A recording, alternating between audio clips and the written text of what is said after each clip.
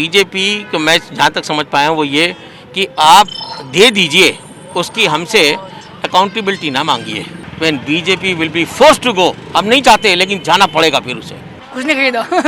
हाँ जी, सब पैसे इसमें लगे पेट्रोल के अंदर। सारी चीज़ें महंगाई हो रही है, खाने पीने से लेकर पेट्रोल तक। पेट्रोल का भी इतना महंगा देखा नहीं। बाइक बेचनी पड़ेगी, इतनी महंगाई हो गया, पेट्रोल कैसे डलवाएंगे? तब विकास के नाम पे चूना लगा रहे हैं और कुछ नहीं है। मोदी के नाम पे सब कुछ लूट रहे हैं ना लोगों को, ये मोदी भाई साहब लूट रहे हैं। आदमी रोटी खाएगा क्या करेगा, सिलेंडर खरीदेगा क्या खरीदेगा? उनको बस ये है कि अपना सत्ता चाहिए, सत्ता में आके बस वही है कि अपनी पावर को मिसयूज करते हैं। 2014 से और 2021 के बीच में इतना डिफरेंस आ गया महंगाई में। मिडिल क्लास से पूछो ना, जो लोअर क्लास के बंदे हैं उनसे पूछो कि आपके घर में चूल्हा जल रहा है नहीं जल रहा। हमारे तो पैसा है, कोई गवर्नमेंट अपना पैसा तो नहीं लगाया नहीं है। लेकिन ये पेट्रोल एक ऐसा एक्सपेंडिचर है जो कि कंट्री के हाथ में, स्टेट के हाथ में है। मुझे बताइए कब तक आदमी टॉलरेट करेगा इन चीज़ों को? इस पेट्रोल की महंगाई को लेके भी हत्याएं शुरू हो जाएंगी। अगर डोमेस्टिक ठीक नहीं है तो इंटरनेशनल आप कितना ही सही कर लीजिए, इंटरनेशनल में कुछ नहीं होने वाला। अल्टीमेटली ये आवाज़ उठ के वहाँ तक पहुँचेंगी। क्या गवर्नमेंट के पास और कोई टैक्स रिकवरी सिस्टम नहीं है कि जब 25,000 गाड़ियाँ बिकी हैं, ये नए कंज्यूमर ऐड हुए हैं या पुराने कंज्यूमर ही थे जिन्होंने 5 गाड़ियाँ बेच के गाड़ी ली है? 2014 में भाजपा की सरकार आती है, बड़ी उम्मीदों के साथ लोगों ने उनको चुना। सबसे बड़ा जो वादा किया था उन्होंने महंगाई कम को लेकर, लोगों की उम्मीदें जगी, लोगों ने उनको चुना, सत्ता में लाया। लेकिन आज 7 साल गुजर जाने के बाद भी महंगाई आसमान छू रही है। अभी इस वक्त सबसे बड़ा मुद्दा महंगाई को लेकर है। रसोई गैस के दाम बढ़ा दिए गए, कमर्शियल गैस के दाम 2000 कर दिए गए हैं। सरसों तेल की कीमत आप जानते हैं कि लगभग 350 रुपये लीटर है इस वक्त। अभी पेट्रोल लगभग 118 रुपये देश के अलग अलग हिस्सों में मिल रहा है। डीजल का दाम 100 का पार है।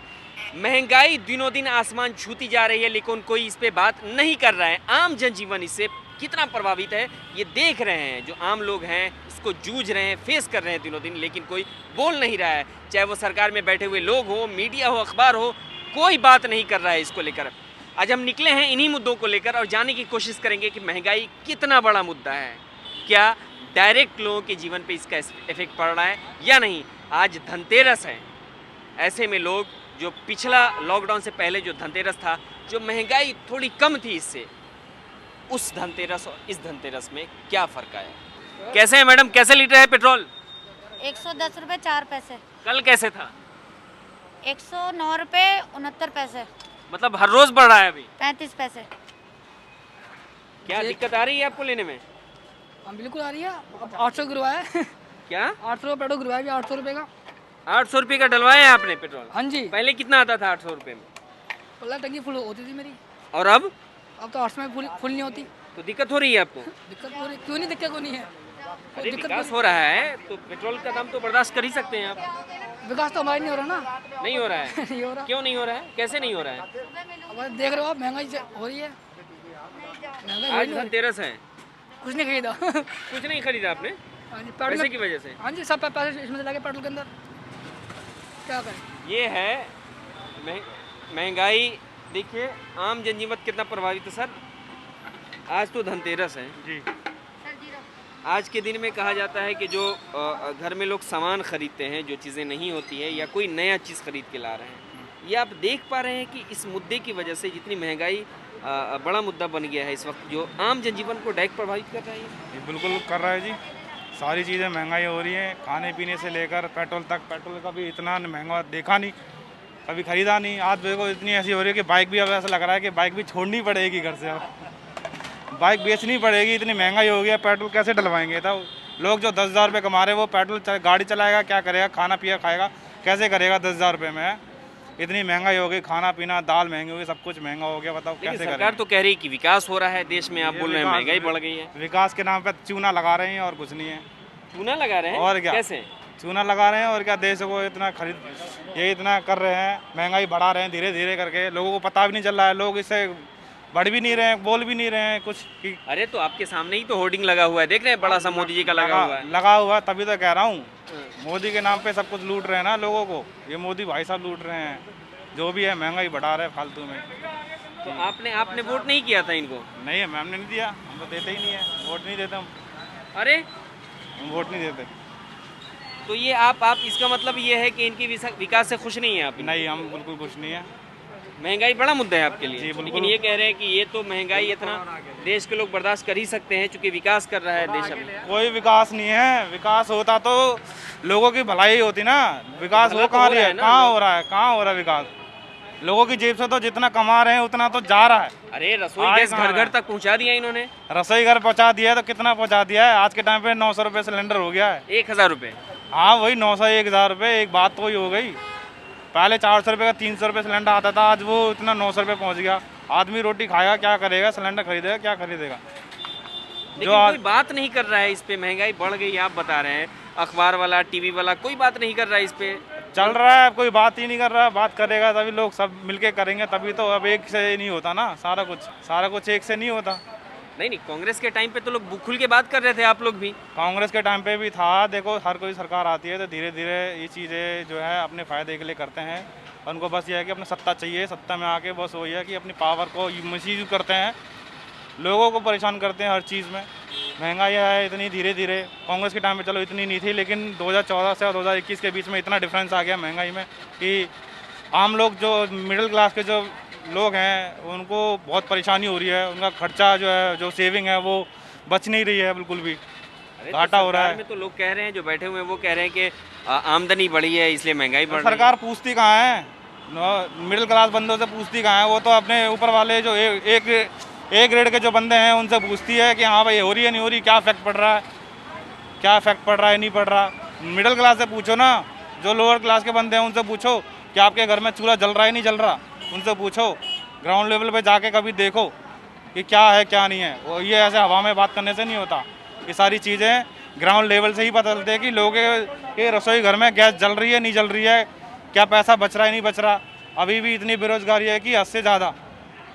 अब हालांकि कोरोना काल में देश को काफ़ी इफेक्ट हुआ है, प्रभाव हुआ है कोरोना से, लेकिन यह है कि अब सरकार को ये चीज़ समझनी चाहिए कि जब तक लोगों के जेब में पैसा नहीं आएगा तो लोग खरीदेंगे क्या? कुछ नहीं खरीदेंगे। अरे तो वो एक तरफ दावा कर रहे हैं कि आमदनी बढ़ी है, दूसरा तरफ ये कह रहे हैं कि 100 करोड़ लोगों को वैक्सीन फ्री में लगाया है, फिर भी आप कह रहे हैं कुछ नहीं कर रहे हैं। वो तो लगाना ही ना था, वो तो लगाना ही था ना।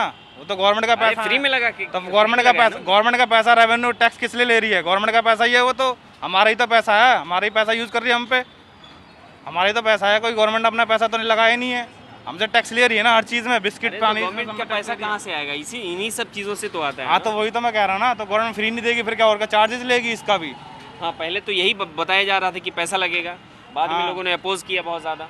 वो तो करना ही था, वो तो करना ही तो था। ये छोटा काम दिख रहा है आपको? छोटा काम नहीं है, लेकिन ठीक है, बट फिर भी महंगाई को तो लेकर देखा जा सकता है। तो आमदनी बढ़ी नहीं है आपकी? नहीं, वो सरकार जो दावा कर रही है झूठ कर रही है। वो झूठ ही कर रही है, किसी के भी नहीं बढ़ी है अभी। तो इतने बड़े बड़े पोस्टर होर्डिंग जो दिल्ली के अलग अलग जगहों पे लगा हुआ है कि इतना विकास कर रहा है, तेजी से देश कर रहा है मोदी जी के। वो तो करने को कुछ भी कर सकते हैं। वो तो बोल सकता है कि हमने इतना विकास कर दिया, होता कुछ नहीं है। ग्राउंड लेवल पे जाके कुछ नहीं होता। ये देखिए, आम लोग अगर ऐसे जागरूक हो जाएं और चीज़ों की समझ हो जाए तो सवाल करना शुरू कर देंगे, पूछना शुरू कर देंगे। चाहे वो सरकारी नीति हो, सरकारी योजना हो, उस पर बात करेंगे, इस पर सवाल करेंगे। लेकिन अफसोस ये है कि ऐसा माहौल बना दिया गया है कि न कोई खुल के बात कर रहा है, ना ही कोई कुछ बोल पा रहा है, चाहे वो डर हो सिस्टम का या इस ऐसे हालात का। लेकिन ये सच है कि महंगाई सबसे बड़ा मुद्दा है। आज लगभग 118 रुपये पेट्रोल मिल रहा है। अभी जहाँ पे खड़े हैं यहाँ 110 रुपये 4 पैसे पेट्रोल की कीमत है। डीजल 100 के पार है। 250 रुपये सरसों तेल की कीमत हो गई है। रसोई गैस 1000 पार है। कमर्शियल गैस 2000 रुपये है सिलेंडर। लेकिन ये बड़ा मुद्दा नहीं है, ये टीवी अखबार के लिए कोई बड़ा मुद्दा नहीं है, लेकिन आम जनजीवन के लिए ये बहुत बड़ा मुद्दा है। महंगाई सबसे बड़ा मुद्दा है, इसको लेकर हम लगातार बात करते आ रहे हैं। लेकिन अफसोस की बात यह है कि देश का अखबार और टीवी चैनल इस पे अभी कोई बात नहीं कर रहा है। अभी हम जहाँ पे खड़े हैं एक पेट्रोल पंप पे, इससे पहले भी हमने बताया है आपको कि देश में इस वक्त लगभग 118 रुपये पेट्रोल का दाम है और 100 रुपये के पार डीजल है, 1000 रुपये के पार गैस है, 2000 कमर्शियल गैस सिलेंडर की कीमत कर दी गई है। लेकिन इस पर कोई बात नहीं कर रहा है। सर, महंगाई मुद्दा है आपके लिए? चूँकि सरकार में जो बैठे हुए हैं लोग वो कह रहे हैं कि कोई मुद्दा नहीं है ये। सरकार में जो लोग बैठे हैं उनको अपनी जेब से पैसे नहीं देने पड़ते हैं, लेकिन जो आम आदमी है उसे पैसे देने पड़ते हैं, उसे तकलीफ़ होती है। ये अननेसेसरी एक्सपेंडिचर है। अब आप कहेंगे कि साहब आप बच्चों की स्कूल की फ़ीस तो देते हैं, आप खाना भी खाते हैं, तो भाई जब जीवन दिया है, बच्चे दिए हैं, तो ये काम तो हमें करने पड़ेंगे। लेकिन ये पेट्रोल एक ऐसा एक्सपेंडिचर है जो कि कंट्री के हाथ में, स्टेट के हाथ में है, सेंटर के हाथ में है। जब $85 अ बैरल है तब हमारा पेट्रोल इतना महंगा क्यों है? ये पैसा कहाँ जा रहा है? क्या तो ये कि हमसे पैसा लेके किसानों को दिया जा रहा है, या ये पैसा कहीं और जा रहा है? मुझे बताइए कब तक आदमी टॉलरेट करेगा इन चीज़ों को? आदमी परेशान है। और मैं आपको बता दूं, जिस तरीके से एग्रीकल्चर के अंदर लोगों ने हत्याएं करनी शुरू कर दी हैं, सिचुएशन आ जाएगी जब लोग बाग इस पेट्रोल की महंगाई को लेके भी हत्याएं शुरू हो जाएंगी, आदमी सुसाइड करने शुरू कर देंगे। आज ये हालत हो गई है। Centre must consolidate at every cost. Why it is increasing? If they are not able to do it, it means that they are incapacitated at the center to do it. हम मोदी जी के अगेंस्ट नहीं है, लेकिन Modi ji must look into it. अगर domestic ठीक नहीं है तो इंटरनेशनल आप कितना ही सही कर लीजिए, इंटरनेशनल में कुछ नहीं होने वाला। अल्टीमेटली ये आवाज़ उठ के वहाँ तक पहुँचेंगी। इसलिए मेरी गुजारिश है कि इस पेट्रोल को immediately without any second thought should be brought down to the $85 a barrel, plus जो भी आपके एडमिनिस्ट्रेटिव चार्जेस हैं वो लीजिए, ताकि हम भी खुशी खुशी दें और कंट्री भी खुशी खुशी बढ़े। तो ये मेरा कहना है। ये तो कह रहे हैं कि भाई टैक्स स्टेट इतना ले रहा है, उस पर हम क्या कर सकते हैं? जो टैक्स स्टेट ले रहा है तो आप जीएसटी को करिए ना, जीएसटी तो आपके हाथ में है, उसको ठीक कर दीजिए। It is a corresponding effect. Eventually ultimately comes on what? On the consumer. It comes on the consumer. What the consumer will do? उसके पास कोई चारा नहीं है। अगर ये पेट्रोल आप 150 रुपये भी कर देंगे तो लेना पड़ेगा। और एक सिचुएशन आ जाएगी जब सारे सब कुछ धंधे बंद हो जाएंगे, फिर आप पेट्रोल बेच लीजिए। आप कैसे बेचेंगे इसे? तो ये तो मोदी जी के हाथ में नहीं है ना, डायरेक्ट कैसे कम कर सकते हैं? ये मोदी जी के हाथ में है। ये सारा का सारा सब कुछ जो जब हमारा गोल्ड का, मेटल, पीतल, एल्युमिनियम, जिंक इंटरनेशनल डिसाइड होता है रेट, तो ये पेट्रोल का भी रेट इंटरनेशनल डिसाइड होता है। जब हम उसको फॉलो करते हैं तो इसको फॉलो क्यों नहीं करते? ये पैसा कहाँ जा रहा है? ये जो गैप है करीबन 40 या 45 रुपए का गैप, ये कहाँ जा रहा है? क्या सरकार इसी पे चल रही है? क्या गवर्नमेंट के पास और कोई टैक्स रिकवरी सिस्टम नहीं है? क्या हो रहा है ये? Ultimately we are eating away own capital. हम अपना कैपिटल खुद खा रहे हैं। और ये कब तक चलेगा? How long? आप ये कहते हैं साहब 25,000 गाड़ियाँ कल में बिकी हैं, तो भाई आपने कभी सोच के देखा है कि जब 25,000 गाड़ियाँ बिकी हैं, ये नए कंज्यूमर ऐड हुए हैं या पुराने कंज्यूमर ही थे जिन्होंने 5 गाड़ियाँ बेच के गाड़ी ली है? आप इसका डेटा नहीं देते हैं। आप इसका डेटा देखिए। और ये सवाल जवाब जनता से करना बहुत गलत है। इसका मतलब आप जनता पे यकीन नहीं करते हैं। जनता आपको लेके आ रही है और आप जनता पे यकीन नहीं करते हैं। I mean this is the credibility of the people in India. जो आपको लेके आ रहे हैं, जो चुनते हैं, आपकी पॉलिसी को मानते हैं, आप उन्हीं के अगेंस्ट ये बात करते हैं। ये बहुत गलत चीज़ है। आपने ऐसा क्यों कहा कि ये पैसा लेकर किसानों को दे रहे हैं? मतलब naturally where this money is going ultimately. जरा भी चाइना एलओसी पे हरकत होती है, 40 पैसे 45 पैसे पर डीजल पेट्रोल बिक जाता है, वो आप इंक्रीज़ कर देते हैं। क्यों? वाई? क्या हमारे इतने रिजर्व नहीं है? हम कहते हैं $650 बिलियन के हमारे रिजर्व हैं, वो कहाँ हैं? किसके लिए हैं? क्या उसकी स्टैकिंग करनी है हमने?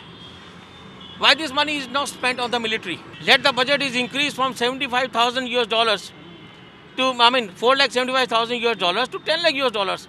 एक बार में ख़त्म करिए ना उसे। हर जगह रोलिंग प्लान चला रखा है। Every state is a rolling plan. कहीं तो कंसोलिडेट करिए कंस्ट्रक्शन को। कंस्ट्रक्शन और शादी एक ऐसी चीज़ है जो छिड़ जाए तो ख़त्म नहीं होती, उसे रोकना पड़ता है। आपको पता है अभी आर्मी चीफ ने भी एक्सेप्ट किया है कि लद्दाख में चीनी सेना भारी मात्रा में अंदर आ गया है। तो अपनी भारी मात्रा में चीनी अपनी सेना भेज दो ना, क्या दिक्कत है? मैं तो कह रहा हूँ घुस जाओ पाकिस्तान में। भाई मेरा हिस्सा पाकिस्तान के पास है, मेरा हिस्सा चाइना के पास है। जब वो अंदर आ सकते हम क्यों नहीं घुसते उनके अंदर? Go inside Pakistan and China. अब लोग पूछ रहे हैं कि जिस चीन को आप लाल आंख दिखाने की बात कर रहे थे इलेक्शन से पहले, वो अब दिखाइए ना, इतनी तादाद में वो अंदर आ गए हैं तो। नहीं, ये मुझे नहीं मालूम कितनी तादाद में अंदर आए हैं, लेकिन जो हिस्सा उनके पास है उसको ऑक्यूपाई कर लीजिए, अपना भेज दीजिए सेना। जब हम कश्मीर को 1947 में कब्जे में ले सकते हैं और 1 लाख स्क्वायर किलोमीटर से एरिया ज़्यादा हमने कब्जे में ले लिया, तो हम क्या ये 75,000 स्क्वायर किलोमीटर और 38,000 स्क्वायर किलोमीटर एरिया हम अपने कब्जे में नहीं ले सकते? ले सकते हैं। तो इस वक्त आम मतलब आप ये जो दावा कर रही है सरकार विकास को लेकर, ये बड़े बड़े जो होर्डिंग लगे हुए हैं, ये आपके हिसाब से गलत है? नहीं, विकास चल रहा है, विकास हम हो रहा देख है? रहे हैं विकास का क्या मतलब है भाई? रेल की पटरी बिछनी है, बिछ रही है, आवास योजनाएं चल रही हैं, लेकिन हमारा कहने का तात्पर्य ये है कि इसको एक रोलिंग प्लान में रखिए।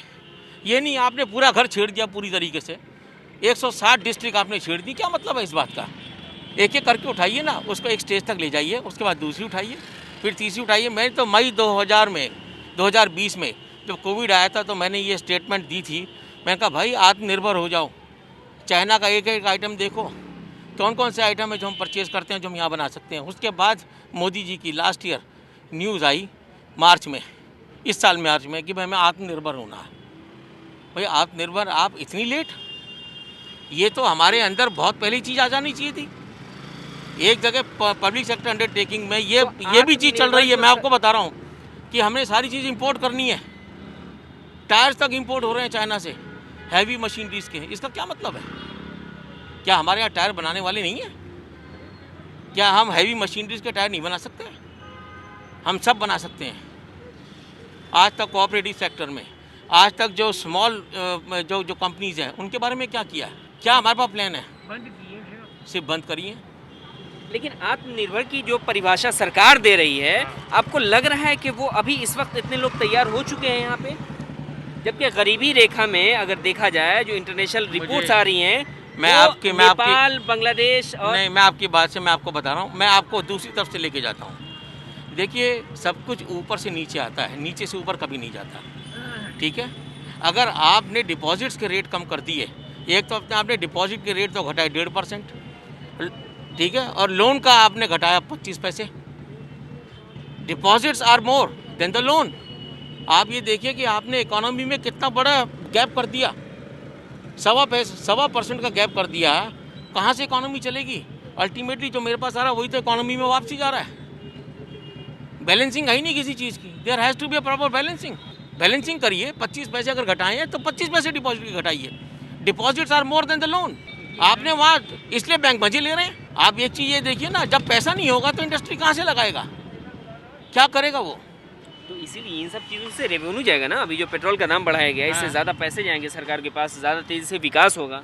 विकास किस चीज़ का होगा मुझे बताइए? आपका विकास हो गया? सरकार कह रही है ऐसा? नहीं, सरकार कह रही है। सरकार तो बहुत कुछ कहती है। सरकार ने क्या कोई चीज़ ऐसी बैलेंसिंग चीज़ दिखाई है? कोई बैलेंसिंग रिपोर्ट है हमारे पास कि साहब ये तो मैंने खर्चा करा और ये मेरा विकास है? कोई विकास नहीं है। विकास है तो उतना ही है जितना एक रेगुलर वे में होता है। हाँ, मिलिट्री बढ़ रही है, मिलिट्री एक्सपेंडिचर बढ़ रहा है। रोज़ की रोज़ वो TV 9 पे आ जाता है साहब, चाइना का ये हो रहा है, इंडिया का ये हो रहा है, पाकिस्तान का ये हो रहा है। दुनिया को इनगल्फ कर रखा है आप लोगों ने, कंफ्यूज कर रखा है, जैसे कांग्रेस करती थी। कंफ्यूज करके रखो कि साहब जनता को ये रहे साहब, अगर ये चले गए तो दूसरा कोई कर नहीं सकता काम। हम तो ये समझते हैं बीजेपी बड़ी ऑर्गेनाइज्ड पार्टी है, ऑर्गेनाइज तरीके से कंसोलिडेशन बेसिस पर चलना चाहिए। जहाँ जरूरत हो उस चीज़ को देखें। तो भावनाओं का ये ज़्यादा ख्याल रख रही है। इंग्लैंड में भी काउंटी सिस्टम होता है। उनका 20 साल का बजट होता है, 20 साल का पूरा पैसा उनको दे दिया जाता है। उसके बाद जो खर्चा होगा तुम अपनी जेब से दोगे, हम कोई खर्चा नहीं भुगतेंगे। लेकिन यहाँ पर तो सारा खर्चा सब कुछ जनता के सर के ऊपर है। कोई स्कीम अगर आएगी वो जनता के ऊपर, कोई बेनिफिट दिया जाएगा वो जनता के ऊपर। आप अपनी जेब से क्या दे रहे हैं, क्या कर रहे हैं आप? एम्प्लॉयमेंट बढ़ रहा है। आपने ऑडिटर्स को हटा दिया सब जगह से, कंपनियों के ऑडिट आपने ख़त्म कर दिए, बैंकों के ऑडिट आप लोगों ने ख़त्म कर दिए। आप क्या चाहते हैं? कोई चेकिंग ना हो, कोई वेरिफिकेशन ना हो। पीएम केयर को तो इन्होंने वैसे ही किया है। जब पूछा गया कि कोरोना काल में कि पीएम केयर में इतने 1000 करोड़ रुपए पैसे आए, कहाँ गए, तो इन्होंने कहा कि ये भाई इसका जवाब हम नहीं दे सकते। देखिए साहब, बीजेपी को मैं जहाँ तक समझ पाया हूँ वो ये कि आप दे दीजिए, उसकी हमसे अकाउंटेबिलिटी ना मांगिए। हम सच्चे हैं, बस उस पर यकीन रखिए। The credibility can not be demanded, credibility is always given. कि आप क्रेडिटेबल हैं या नहीं हैं। आप ये कैसा मैं क्रेडिटेबल हूँ, मैं जो कर रहा हूँ सही कर रहा हूँ, तो दिखना भी चाहिए, वो दिखना चाहिए। आज यू मस्ट एड्रेस, देखिए जब शीला दीक्षित थी आदमी परेशान था, पानी और बिजली, ultimately Sheila has to go, Sheila has to go. और आज पेट्रोल डीजल इस तरीके से लपेट रही है, मैं आपको बता दूं दिन दूर नहीं है when BJP will be force to go. हम नहीं चाहते लेकिन जाना पड़ेगा फिर उसे, आदमी परेशान है, इनकम्स नहीं बढ़ी हैं, इनकम्स रिड्यूस हुई है। मुझे बताइए, ब्याज इनकम घट गई, प्रॉपर्टी इनकम घट गई, रेंटल इनकम नहीं रही, बिजनेसेस चौपट हो गए, डिविडेंड इनकम नहीं रही, तो बचा क्या हमारे पास? दे क्या आपको? कहाँ से दें? गले काट दें, औरतों के जीवर बेच दें? पर आप जो कह रहे हैं कि ये रोजगार घटा है, सरकार तो दावा कर रही है। मैं कह रहा हूँ अगर सरकार को इतनी परेशानी है तो let the government come in open and से कि साहब हमें कश्मीर में सारे पंडित बसाने हैं, हर टैक्स पेयर को 10,000 रुपये देना है, देंगे। ये कहेगी साहब आज हमारे पास एग्रीकल्चर में ये पैसे नहीं है, आपसे रिक्वेस्ट है हर आदमी 10,000 रुपये 5,000 रुपये जो कंट्रीब्यूट कर सकता है दे। Let there be a crowd funding. Hindustan तो ऐसा है कि क्राउड फंडिंग सेकंड में पूरी हो जाएगी। अगर एक आदमी भी 1,000 रुपये देता है तो 135 करोड़ की जनता है, आप अंदाज़ा लगाइए कितना बड़ा पैसा होगा। तो वो तो दे रहे हैं ना, राम मंदिर के लिए दे ही रहे हैं लोग। तो राम मंदिर क्यों, औरों के लिए भी मिल जाएगा। लेकिन गवर्नमेंट आए तो सही, साफ कहे कि साहब हमें ये परेशानी है। तो कर तो रही है, भावनाओं का ख्याल तो किया उन्होंने कि राम मंदिर बनवाया है। भावनाओं का क्या ख्याल किया मुझे बताइए? सिलेंडर दे दिए, चूल्हे दिया है उन्होंने, किसी को नहीं मिला, मैं आपको बता रहा हूँ। अरे जिससे मैं पूछता हूँ, दाहिने तरफ लगा हुआ उज्ज्वला 2.0 आ गया है। वो तो आप इस बिल्डिंग सीबीएसई बिल्डिंग पे लगा दो, सीबीएसई की बिल्डिंग पे लगा दो। अरे हर तरफ तो होर्डिंग लगा हुआ है। पता नहीं भाई, मैं मेरे पास तो जब पैसे नहीं थे ना, जब हम लोग गरीब थे बेचारे, तब तो सरकार कभी नहीं आई, और जब भगवान की दया से थोड़े 2 पैसे हो गए तो नहीं आती। हम तो अपने घर में जितना स्टाफ काम करता है वो ये कहता है जी हमें तो कुछ नहीं मिला, फैक्ट है ये। अच्छा एक बात बताइए, ये सरकार दावा कर रही है इसको विकास को लेकर कि रोजगार बढ़ा है इसलिए महंगाई बढ़ रही है, और काम को लेकर मेरे को 35 आदमी चाहिए, लाओ दे दो। मैं चार्टर्ड अकाउंटेंट हूँ प्रैक्टिसिंग, 35 आदमी चाहिए, दे दीजिए मुझे, आर्टिकल चाहिए। मैंने गवर्नमेंट को भी भेजा है, दिल्ली गवर्नमेंट को भेजा है, दिलवा दीजिए तुरंत। 5,000 रुपये महीना देने को तैयार हूँ आर्टिकल्स को, दिलवाइए। तो ये इतने सारे जो दावे किए जा रहे हैं, ये होर्डिंग लगाई, ये गलत है आपके हिसाब से? नहीं, मैं ये नहीं कहता झूठे हैं। देखिए एक minute, nothing can be said झूठे हैं या गलत है, लेकिन सच्चाई से दूर हैं थोड़े, सच्चाई इनमें नहीं दिख रही है। Government must come out faithfully. अगर गवर्नमेंट को दिक्कत है, फेथफुली आए सामने, जनता के सामने कहे कि साहब ये हमें चाहिए। जनता देगी, इतनी खुशहाल जनता आप लोगों की, इतना दिलदार जनता है कि कभी पीछे नहीं हटेगी। ये मैं आपको आज बता दूं। हमें भी गर्व महसूस होता है जब ये हमारे मोदी जी एयरफोर्स 1 में जाते हैं, देश का मान बढ़ता है, हमें खुशी होती है जब हमारे प्रधानमंत्री की कोई इज्जत करता है। अच्छा ये आखिरी सवाल, ये बताइए कि अगर इलेक्शन हो जाए तो अभी विरोध करेंगे फिर महंगाई को लेकर आप, फिर भाजपा का? कौन सा इलेक्शन हो जाए? अगर ये जैसे अभी उत्तर प्रदेश में, इसके अलावा 5 स्टेट में चुनाव है। देखिए महंगाई एक टेम्परेरी फेज होना चाहिए, सीज़न से आता है सीज़न से जाता है, लेकिन इसकी परमानेंसी ड्यू टू पेट्रोल ये गलत है, ये नहीं होनी चाहिए। They must consolidate immediately without even second thought. मैं बार बार कह रहा हूँ, ये एक जिम्मेदार नागरिक थे जिनसे हम बात कर रहे थे महंगाई, इसके अलावा और भी बहुत सारे मुद्दों पर जो इन्होंने खुल के जवाब दिया है और खुल के इन्होंने अपनी बात रखी है। हम यहाँ पे पेट्रोल और महंगाई को लेकर बात करने आए थे। इस वक्त अभी देश का सबसे बड़ा मुद्दा जो आम जनजीवन डायरेक्ट जिससे प्रभावित हो रहा है वो है महंगाई, लेकिन इस पर कोई बात नहीं कर रहा है। आपकी क्या राय है? अपनी राय ज़रूर दें।